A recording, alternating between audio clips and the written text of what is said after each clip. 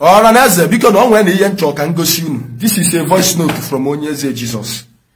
Ngwa genu na enya unu na afia onye eze Jesus on June 14 2024. Ngwa genu ntị na-ekwu na-egosi proof. Ndazara mụ na igbo ọfụma na Sabon Sunday. I'm feeling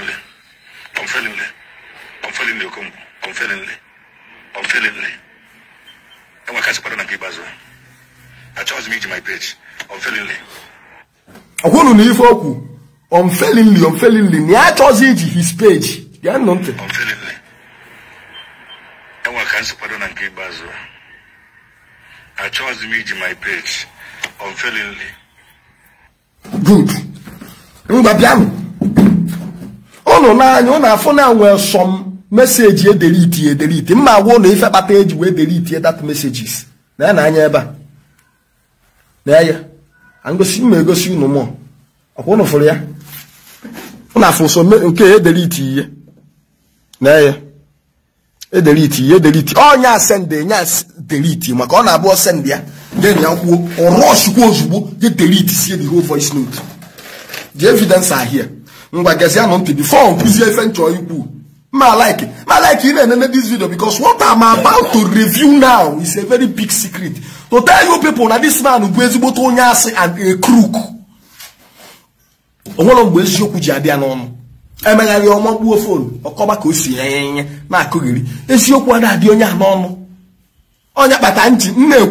With evidence. But before I continue, I can go see the video mail. Can go see the video. Now share this video if you are live. Listen.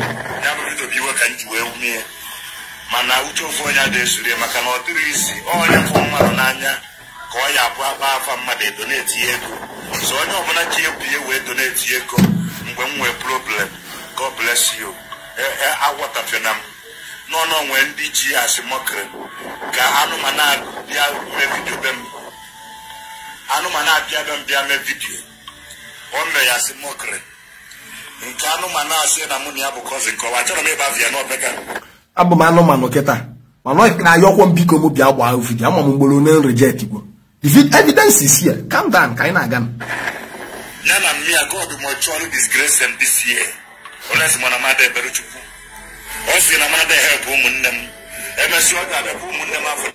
So, Uncle Sieba, all of video made for me.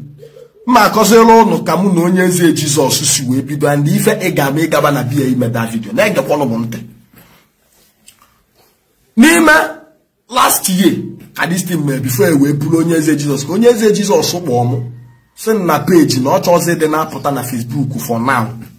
Or Messia send the album picture of Unolo gas, or say no ma picture hotel, mamma on kia. No catosec if I was send the say no hotel, ya no picture of Une. Well, say no chose a camun or wapia video. Now, no a compensation, nothing. Here man no mobia. No cho kamonia ba can na abu video no cho ze de na put na Facebook no cho if open on Mexico on dey send them kamonwa we na post we see na ma cholo ni na ma mi eme ajum na ma me so na ge kwante okay we can't give me a condition before you post anything obu na man post here tomorrow na if we go on Sunday we no post it again. More nine phone send that Bromaka post. Obu ni post to now. More nine on Sunday, you forget it. You don't post anything again. Okay, Moria. Evoya. Or Semobia on Sunday. Come on, Yafu. Oh, where you send the Lomo. Send the Alomo, make and joy a cadifa de ya. No way for na plan email. Come or rush yours with the delete. Nana Nanyaba. Nkano on June 15, 2024, the message delete, which is my program. Come on, can WhatsApp message restore. Come on, I restore one that thing. Manobo na no ye memu. I can like. You got that? Or delete ye send the Sialo video or message because after that one or message you have one biko. No biko. We see okay. we send the alum na anya free fed n'okpuru. My new house and hotel will be open on September last year. Thanks. Don't post it. Monsieur, congratulations. Delete here. If I don't see more post na come on fear na page GG. After me na page GG, where boy na phone. Where confront wire. Kabia.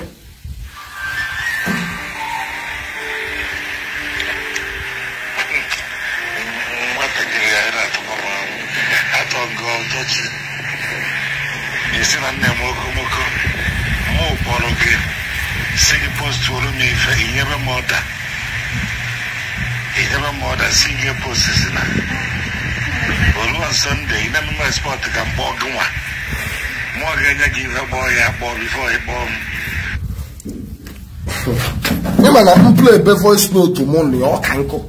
But you come to cut it short because I want one madam I like. Come my live video tag. And you guys still have a lot to obusa. Obusa no na nechi e check up ta ko obuputo onwe kan disgrace ye. Kan gwazi ahụ na ife e ga-amụ ijebe na nke onye eze Jesus. So mgbe ihe niile amesi nwenu na ebulu ye. By then mụ na ya ada apakabezi. Dan due to this problem anyị nwe na. So nolo ai nsi kekwa na ife ome, kekwa na ihe nwanne mme, kekwa na ke ndị bụ se hapụ n'ụlọ ya no iwu ai iti wutam. So my mother bomb never. This my mother said that God will disgrace. Onya bumatia ni si na ebeli enwe ekpelo onwere my mother na dey emefori ya. My mother bomb se mu biko na manu na eburu nwanne m gba nkete. Mu chetakwa na during the time of aya na opotalum. Na mgba nkiti otu na people ya say na the wicked or ya say na mu ife merie mu ma ife mmeme mu mere na okwu nwanne nke eburu. Say my mother gini ka ịchọ ka mme. Na nda buru ya akari ndị kidnappers and then ife fa to bu ego e were ego nyefa ka ebe eruo ye o se na nwanne ya nwanyị kpọrọ ya na phone which is nwanne onye eze Jesus see na ndị kidnappers because okay yes ọ bụ saying that thing because e buru onye eze Jesus like 1 month and day before this call we bata very good o we say yes na ndị kidnappers mesese kpọ na demand a ransom of 200 million. When Nola na allow home labani nature nche na nche na na say kedebe mensi fu 200 million kedenda ya tuto onye enwelo ifu ifa di fiti keni na no tiki tunipu ni na nje kwa my mother say nne enwe kwa me enwe dey up to 1 million na account to talk more of 200 so na mama kwa ka ga esi ni ifa no bu na fa ga ekwe na fa kweta ka ayoba no nde fans ma na ga ememu donation na enwe ike mme video na enwe ike donate to oburugo 10 or 20 send the alofa. What near why where do on account on ka ga eti ego ka na nsi fa na ma chọrọ anybody iti 10 kobo na my account. Mmadụ eti na shishi. Na fa ga weta their own account number ka etinye. Even self na ma mamti tag enye account number on screen. Na ma like chahia. Na medi ede na description. Oya bụ okwu dagharị maka nje wepụ. Ekwu ka asim mo bia no we se fafa gbakwuo kwakọta na mma bia osim ego one ka ya eji gbanyelu mfuel ka m we bia se fa forget about fuel money that I will sort everything my expenses in isi onwe osim okay mo bia nwe ka sa ife niile na eme because mgbe aka m welu first all nwe na agulere that time na eje so nwe ka sa ye niile na eme we gbalo jebe mkpọ. But before I so many bloggers are working this thing to home so many so because we have attention to high and boy across some boy attention the high we pick here the courage second jebe Jesus we meet here 1 year or the go do something hold on because all afia keji kwa we mepa account let me go the video is still here. And if I may from today goes on, man keep the record of anything more than mother than make I be a man with you. I be a mama tomorrow. Okay. A carbon boss in jail.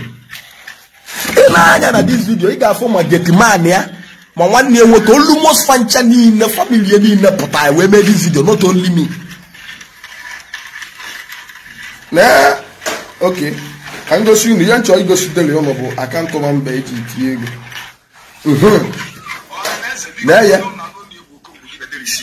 Yeah, ba. Live at Onyeze Jesus house. Account number, but the account number for that time 63 405. Fidelity Bank. Tony Mweke Ofodele. That is the account. Tony Mweke Ofodele. The account kadere na my YouTube. Eluomu. Mbuluzo we meet ye nwanne nwoke nke nwa account number because I say no nya ka agbo. We do nwanne nwoke ma like you from you. Kedu ife man in the show because that time so many people believe no Onyeze Jesus nwa no doesn't. That is what people believe. So mo what say if believe wo na the same thing. Nya ka njejo ya say na e dey show no Onyeze Jesus. The fact on the wayo wo na afọ no fa di Onyeze Jesus ka we na po aye ego. O se mba no mo Onyeze Jesus no mo ka o si ekwu. Na nke abụlọ wayo no real. We see okay. Nwejo e ka okpo gigini ka okwu. O we se no se si je yobali ande mmadu. Si biko se nwa ife ga-eme ka atọpụpụta ya ebe a na na-enyezi ya ajọ nni. Na ọ bụ ya na-elezi ele na ọ ga-anwụkwọ si biko. Si je kpọba top o because if ọ bụ na mekwala na because unu notice ọ na-afụ na each video ọ bụ na ọ ga-drop bụ top o. Ebuzo post. Ya na top o na alụ man to man very well. Ya na top o man to man. Fana bụ na alụkọ wewe. Si je kpọba top o and other bloggers ka emebeli e video job and the fans. Ọkwa onye si na ọ nwere mgbe o ji si ndị mmadụ tụgharị ya ego na-ejekwa ntị. Na ọ nwere mgbe o ji si ndị mmadụ tụgharị ya ego ka nwanne nwoke na-agwa m n'ọgbọ ya na fon si jọba ndị mmadụ ka enyere ya aka nọ na nwa ka o si ebe a pụta na ife achọ bụ 200 million naira. Nke na ụmụrụ ụwa kwụrụ ọtọ gwụ m. Nwasị fan na ụnụ anụgo n'ife okwu mmemme my own party naba. Ụnụ agbakwa mbọ chọọ ọda bloggers ga-eme their own party. Kedu ebe pino no fasi na pino no ya si no problem. I made video. We make video. Biko nu una me expect onye na-eme video ka ebe elu onye eji eje mpụta ka nsefa na ife dị. No jikwa. Ihe cool down. Ihe bring onwe solo for people to have sympathy on you nye ego. Ndị na handle this Facebook business maka ndị mmadụ si eme. Are you getting me? And if ever am plumb and plain now that legs you super kibia buru ya nwe. The same thing can cook on a video. I did according to direction. And not got a honjebe na Onyeze Jesus. Onyeze Jesus njele eje akwa ama akwa before we kaya. Akwa makanya wana ase no mokere na mbi moke ya moke zige how. I don't understand. Kedu de mokere yozi. E mokwe ife adom mwe batagodu begi. Mbosi abịagodi ime that video apụgodu aye na Getman kọbọ maka Getman no se nke nwanu de akọwalu Getman kuru kuzie dan mepe gate ai we me video ai chiri me mesia do amazi me go na contribute to tezi because obulo na account m ka etinye ego 10 naira abaro na account m I mentioned this video but so many people say na arrange no ka iwe kpoke ego na onye because e ma na amalu go Onyeze Jesus asi onye ase na say no ife me ka we raise ego na cho gi finish hotel ya no ka we raise ego na obo na fa nulo na obo na this thing be real na ekwesi inu onu pino kede ebe pino no kede ebe pino no ekwekwa aka ka akpọkwa nka mpịakwa ọzọ ka nje gba pino video wee sị na asị na pino chọọ ka mgba ya video na ma ga befa na pino will come my house na ma chọọzi nke ya abụkwa njesikwa echi akpụrụkwa m n'ọnụ si n'ọmụ bụ the cause of the problem. Osioke ka try ya next time mo win na video we fụzi ya we zuoke na nke pino ebe da sem pino sekpurukwa na yo we were on ya se no na kwa ụmụazị na abụọ mere na fire dị ka na eje school na kwa ụmụazị ifugodu ka pino dị ebe ahụ do ya anya na efe enye ho. It's on the video, go and watch it. After ka emesi that video I did this video and the son account number I use on my own. Nya ka pino ka uwezu okefa use I think. I'm there na the page na the video ka na my page. Na go see evidence. Oh maka Onyeze Jesus na asị unu na share no this video na emetụ na aka na share button. Maka Onyeze Jesus na asị unu na na anapụ ya 87 million sị na ya gosi proof eji napụ ya 87 million n'oke ndị nwa 1 million 500 ya gosi proof ojike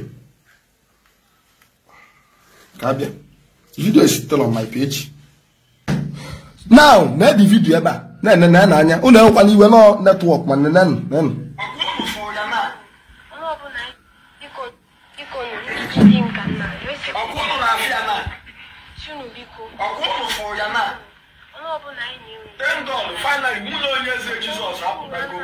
ọkwụnụfụ nwunye onye eze Jizọs ọkwụnụfụ uwe ezu oke na pịnọ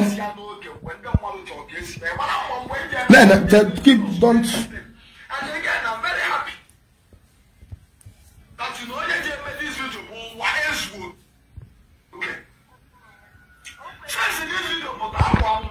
check am bịa maka onwe paatị m na-achọ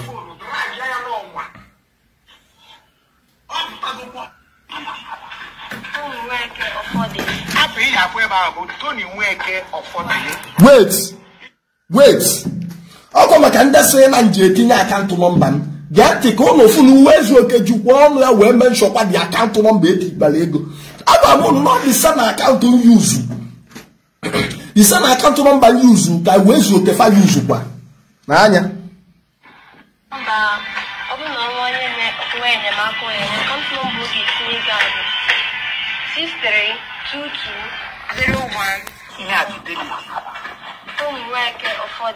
ọkwụ ụnụ nụrụ ya ịchọkwa ịkpọ Tony Nweke ya na fon nọmba tụọ ya ma ọ bụ eziokwu 090 2050 9777 ka nọmba Tony Nweke ọfọdụlị okay fu one thing about me ụwa bụ for the fact na aka m dị ọcha onye ọbụla na-akị na-adaji ọkpa because eji onye ọbụla njiri ọfọ ji ilu ogu apụ m echi ewute aka na-abụ shuri nke so ọnwa efe ma eme echi jee nụjide na onye eze Jizọs maka ọ plan gbago ka o yesi adị nji ha ya da assassin ndị ya bịagbu m adị ọnwa ife ọbụla ma eme echi ọnwa na ife ma esi ya echi jide na onye eze Jizọs ọnwa ife ma eme echi na-agakọta aka akụkọ onye eze Jizọs kwunu ga-ejide jide na onye eze Jizọs jide na onye eze Jizọs ma ọ bụ ihe agụlebi mmadụ na-aba fanabụ gosofa mu ife memechi ịghọta and I'm happy that na mo present go all the available evidence onu need emo with all this thing na nkọwasi ebe and all this evidence onye ọbụla pụtakwa tomorrow sị ka na okongwu asọrọ ihe eji anazelu mmiri because onwere ihe mmere ụnụ onwere mgbe njipụta echi kwarụsị ka ndị na nke onye eze ayọ ma ayọ which is no one charge ego self I have money. But I say I use my own money to do it.